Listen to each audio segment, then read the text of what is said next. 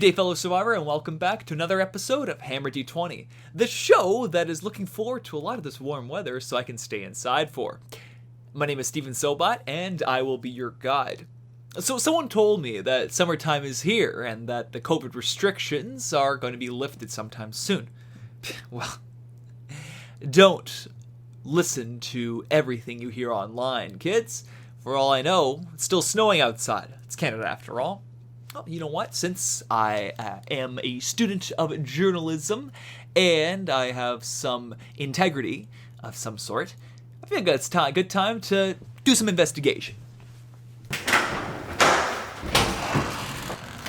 What is this feeling? This sensation?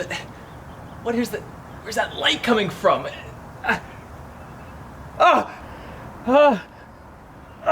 What's this? I'm getting tanned! That was pretty scary. And you know what's even worse? Now that the lockdown's done, I won't have an excuse to stay inside. I'll have to conduct human interaction.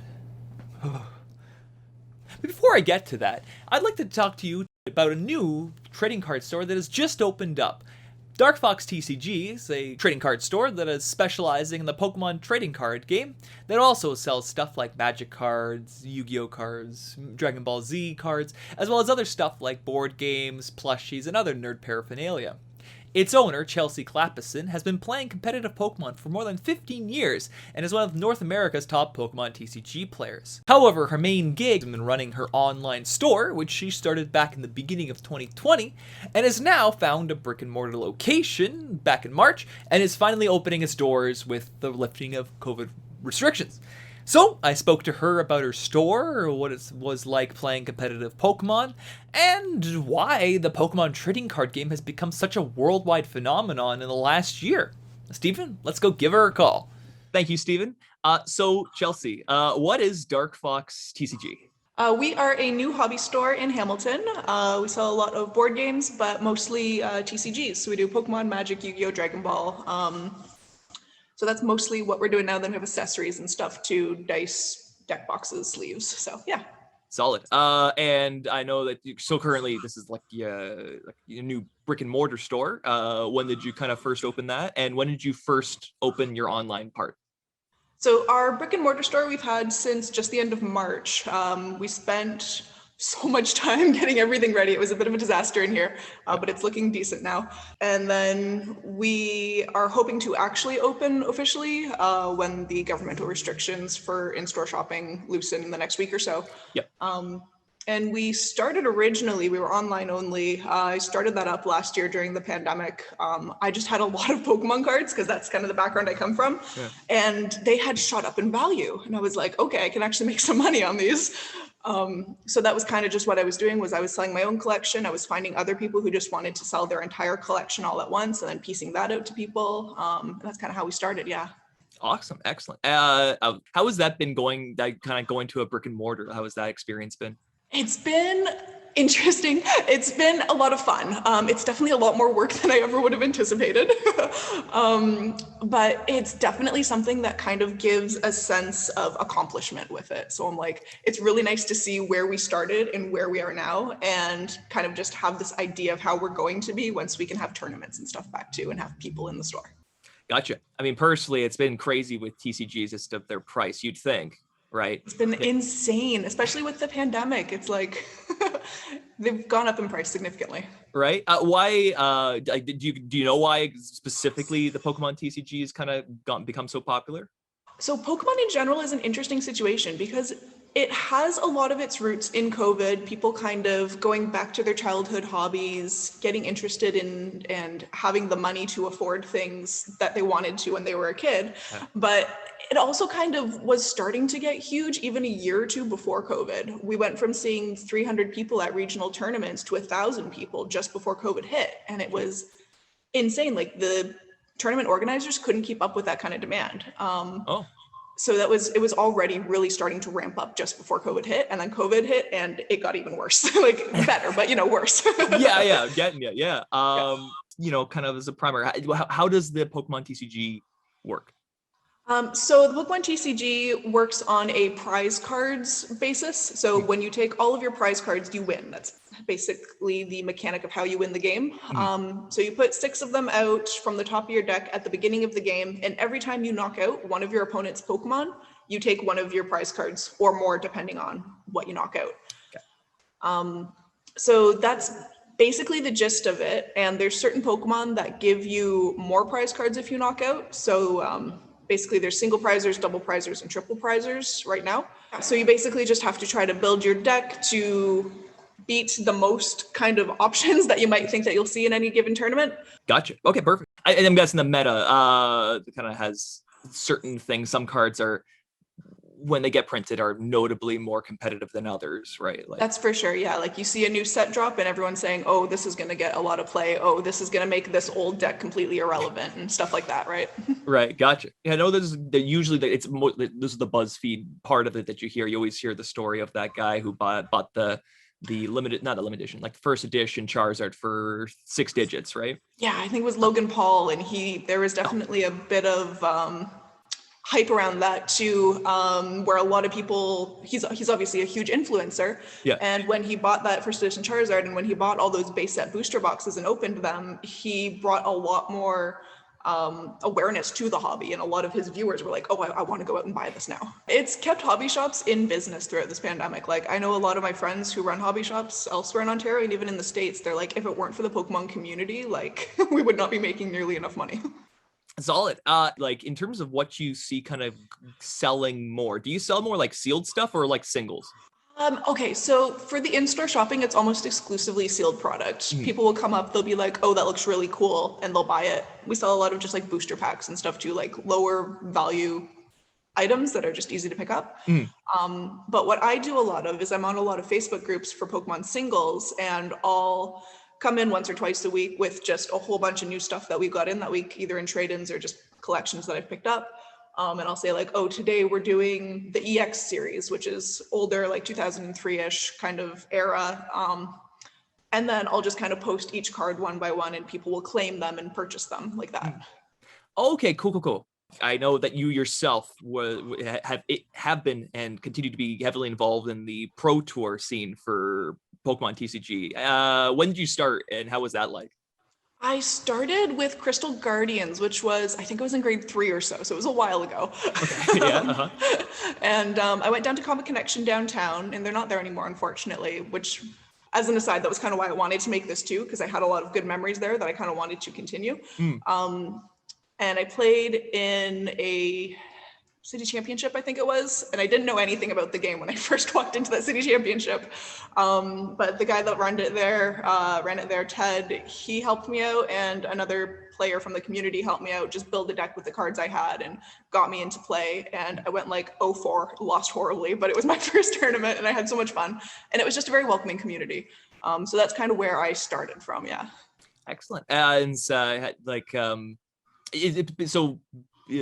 that was around 2005-ish? Like 3 to 4, yeah. Right? And what would you say is your peak pro play, like? So the best I've placed at a major tournament was actually last year. Pokemon hosted the Players' Cup, and that was an online only series because of COVID and everything. I got knocked out in top 16 in North America for that. Pretty solid. All right. Yeah. So it wasn't too bad of a run. Yeah. Yeah. Right. In all of North America. Yeah, exactly. Okay. Excellent. Yeah. The Players' Cup in particular has, I think, 5 different areas that you compete in. So everyone from Canada, US, and Mexico will compete in the North America one. They have one specifically for Europe, one specifically for Oceania. There's other ones, presumably. I don't remember what they are off the top of my head, but solid. Yeah. Gotcha. Well, how do you like playing Pro Tour Pokemon, I guess?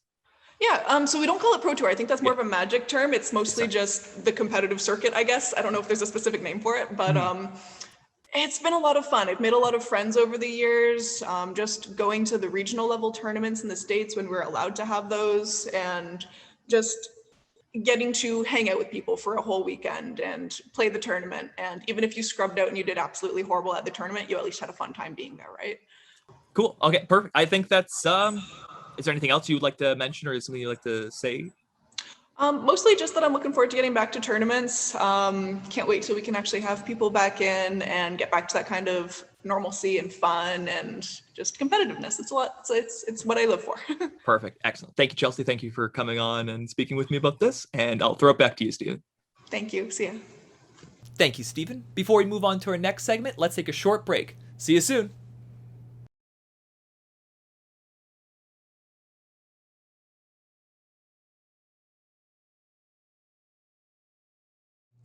Welcome back! We've all been cooped up for quite a while, and since the warm weather has come to visit, we're all just rearing to get back into that world. Every one of us. Into that sunny, hot, non-air conditioned world. So for those who need a reminder as to where to get your nerd fixes, or where you can go to find some fun or do something, here are the places in Hamilton that you can get your nerd fixture. Retro Steven, on to you. Well, thank you, Normal Steven. So, I got myself my roadmap, my manual car, my Windows 95 box set, and the Freon reloaded in the AC, so I feel like it's great to go on a trip to the great indoors. Before I drive off, I just want to add a little bit of a disclaimer that some of the stores I'll be heading to and mentioning may or may not open starting on June 11th on Friday. Because some stores have different regulations and this and that, like some of the places I'm going to mention are movie theaters, some are this, some are that, and some are organizations that may not even open during the summer. But if you are interested, it's best to check yourself and see when and where they could meet and you can come in. But without further ado, let's go check out some video game stores.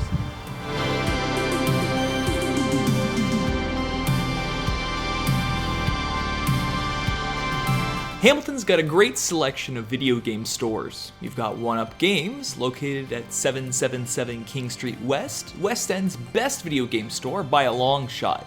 Not only do they got games dating all the way back to the Atari 2600, they got some real heavy hitter collector's items. Entertainment Overload, located at 1565 Barton Street East in the Strathbarton Mall, is the East End's premier spot for not only video games, but movies, music, and other entertainment. Let's not forget New to You, located at 351 Main Street East, one of the spiciest buy and sell stores in town that not only sells a variety of electronics, instruments, power tools, and other valuable merch, but it has one of the beefiest inventories of video games here in Hamilton. Used and retro video games have grown in value during COVID, so you can find some real collector's items and investment pieces at not only the stores mentioned above, but at some of the toys and collectible stores that I'm going to get into. If you got some retro games and need some quick cash, many of these stores may be down to give you a pretty penny for some of them.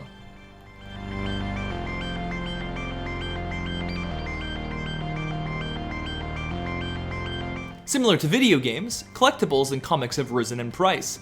Some of the best places to look for collectibles is Retrosaurus, located at 550 Concession Street, one of the best places for Kenner Star Wars models, retro Lego sets, 80s action figures, and even the odd video game here and there. Cool Stuff Toys is another sick location to head to, located at 847 King Street East, which has a wide variety of toys and games of all ages and all eras. It's like a treasure trove if you go in there. You won't know what you'll find. Bounty Hunter Toys, located at 118 Ottawa Street North, is another great collector's dream. Lots of Star Wars, WWE, Lego, Star Trek, and other popular culture figurines line their walls, as well as fancy, expensive comic books. Big B Comics, located at 1045 Upper James Street, is one of Hamilton's best nerd culture locations, not only because it has comics both new, old, and graded, but it also has a wide variety of retro and collectible toys and action figures. Burton's Comics, located at 725 Barton Street East, is another top-tier comic store in town that has comics both new and old. It's also got its fair share of statues, collectibles, and other nerd stuff like Magic the Gathering cards and other trading card games. Conspiracy Comics, located in Eastgate Mall and now newly in Limeridge Mall, is another great place for fresh new comics, graphic novels, as well as t-shirts, Funko Pops, board games, anime, and manga, just to name some of their stock.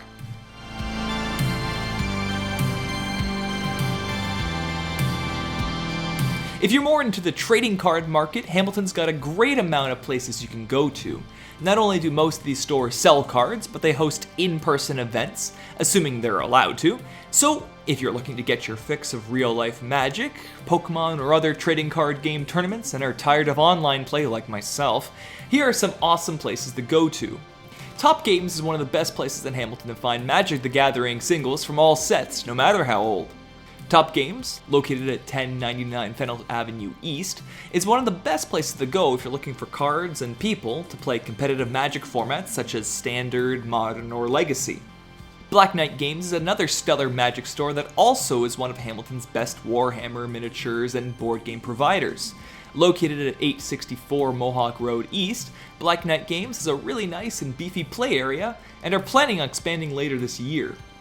As you just saw, DarkFox TCG is Hamilton's store for the Pokemon trading card game and also sells other TCGs and other nerd paraphernalia. Located at 730 Upper James Street, just behind the strip mall, DarkFox will eventually be hosting events and getting more people in as COVID regulations simmer down.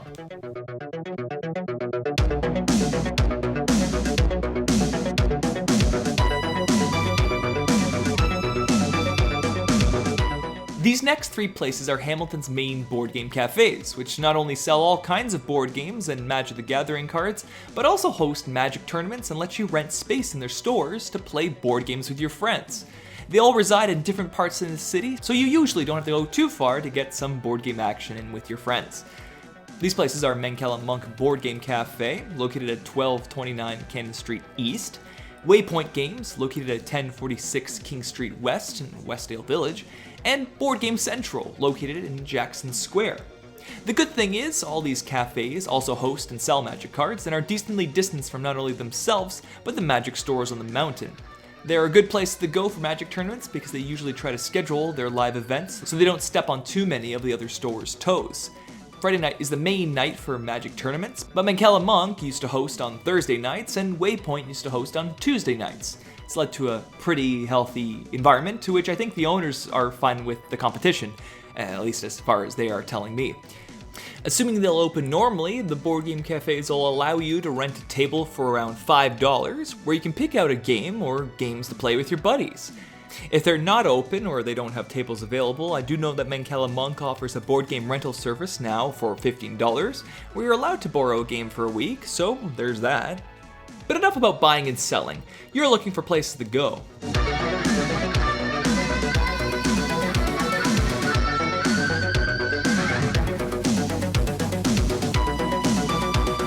Well, Hamilton's theater scene is quite eclectic and has a wide variety of different locations to go to. The thing is, considering how theaters are situated and how COVID regulations affect them, they might open up slower than other businesses. However, keep your eyes open for these local venues. One of the most unique places is the Starlight Drive-In Theatre, one of Canada's last drive-in theatres, and will most likely be the first of the theatres to be opened. Located at 59 Green Mountain Road East, just off of Upper Centennial, Starlight Drive-In basks you in the retro mid-century look and feel, featuring both new and old films on 3 different screens that you can enjoy from the comfort of your own vehicle. Westdale Theatre, also known as the Westdale and located at 1014 King Street West in Westdale Village, is one of Hamilton's best independent venues, showing movies of all sides of cinema, old, new, indie, blockbuster, you name it. The Westdale is most known for showing art house films and is a great alternative to the Cineplexes and such. If you're interested, you can become a member to get exclusive discounts and promotions to the theater when things open up. The Staircase Theatre, located at 27 Dundurn Street North, is a local independent venue that differentiates itself from the other theatres by dousing itself with a heavy dose of punk and cheesy horror and 90s aesthetic, with a working arcade, a VHS wall, and their selection of films being from those eras. While under lockdown, the Staircase operates as a takeout vegan bar and will eventually be open to not only private theater rentals, but also monthly mystery theater clubs where they'll screen a film chosen by one of the subscribers and show a different mystery film each month. They have a few performance spaces, so they'll be available for multiple events each day. While I'm not as familiar with these two, the Zoetic Theatre at 526 Concession Street and the Playhouse Theatre at 177 Sherman Avenue North are both local theaters that not only show cinema, but live theater and other performances. You can also rent these venues for your own events if you so choose.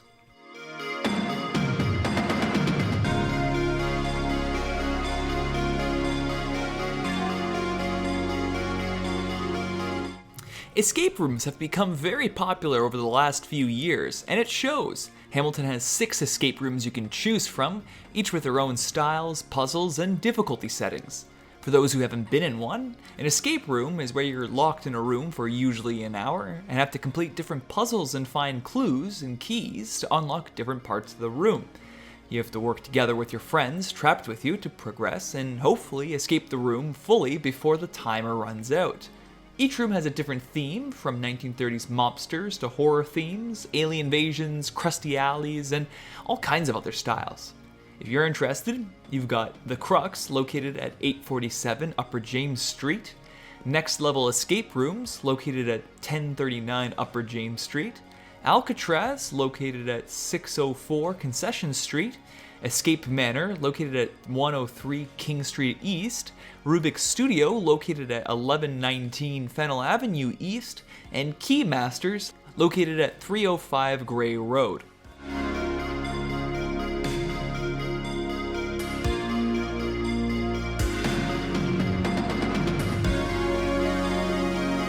Honestly, I'm surprised I got so far into this without getting into the arcades of Hamilton. Although I mentioned that the Staircase Theater has an arcade in their main foyer, there are a bunch of other places around town where you and your family can go to enjoy some arcade action. Most of these arcades are attached to other establishments and usually serve as a secondary entertainment venue, just like the Staircase. A good example of this is Laser Mania, located at 865 Upper James Street, which primarily operates as a light gun team battle venue that most of us know about, but it just so happens to have one of Hamilton's beefiest arcades, complete with prizes and whatnot. Splitsville, located at 1525 Stone Church, is primarily a bowling alley, but it also has a Palladium light arcade attached to it. So if you're not down for wings and bowling, would rather test your luck at skee-ball, well, that's the place to go. The main arcade of Hamilton is properly named Arcade Hamilton. Located at 107 George Street in the center of Hess Village, Arcade Hamilton is the premier spot for old-fashioned arcade and pinball machines around town. But what if you're not down with the older style joystick or car racing arcades? What if you want to try out virtual reality? Well, thankfully, your desires are answered. Hamilton is home to Control V, a complete VR arcade located at 840 Queenston Road that allows you to play the best of virtual reality. It is the virtual reality arcade and is a great venue to host parties, have corporate events, or even just go down yourself and have some fun.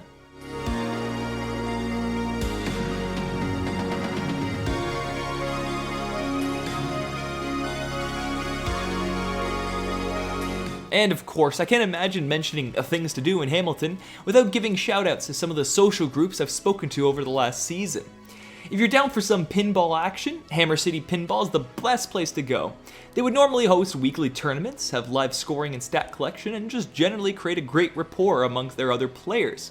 If you're interested in pinball and the classic arcade game, you can get in touch with our coordinator, Paul Baker, through Facebook at this address, I'm going to put right below here.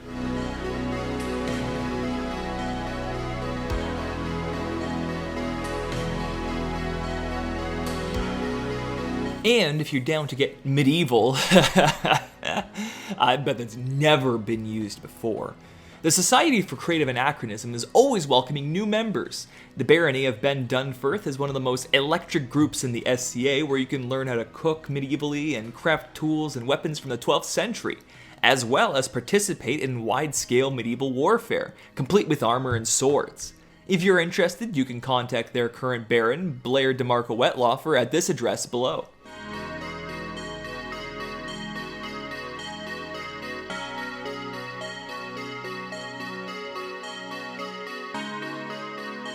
That's all for now. Back to you, Normal Steven. Thanks, Retro Steven. That's all the time we have for Hammer D20. I hope you enjoyed this episode and enjoyed this season as a whole. It's been a real wild ride, and it's crazy to think that this is the 20th episode that I've done. So I'd like to thank you, and honestly, I wouldn't have done it if it weren't for you watching. So thanks. Thanks for checking out this silly little show that I've been making. Hope to see you sooner than later. Thanks, Retro Steven. That's all the time we have for Hammer D20. I'd like to thank you. That's all the time. I hope you like this episode and the season as a whole. Thanks, Retro Steven. That's all the time we have for Hammer D20. I hope you enjoyed this episode and this season as a whole. It's been a wild ride, and it's crazy to think that I've finished 20 episodes of this show. So, honestly, I feel like I wouldn't have been doing this if it weren't for you watching. So I'd like to thank you for just checking out this silly little show that I've been working on. I hope to see you sooner than later. Have a good day. And summer, actually. Summer's going to last longer than the day, so you do that. Thanks, Retro Steven. Thanks, Retro Steven. Thank you so much for... Thanks, Retro Steven. It's all the time we have for Hammer D20. I hope you enjoyed this episode and this season as a whole. It's been a wild ride, and it's crazy to think that after all this time that this is the 20th episode that I've been working on. And honestly, I probably wouldn't have continued doing this if it hadn't been for people like yourself watching the show. So, I just want to generally say thank you so much for checking out my silly little show that you can find on Cable 14. I hope to see you sooner than later, and I hope that you have a very nice summer. Have a good day. And summer.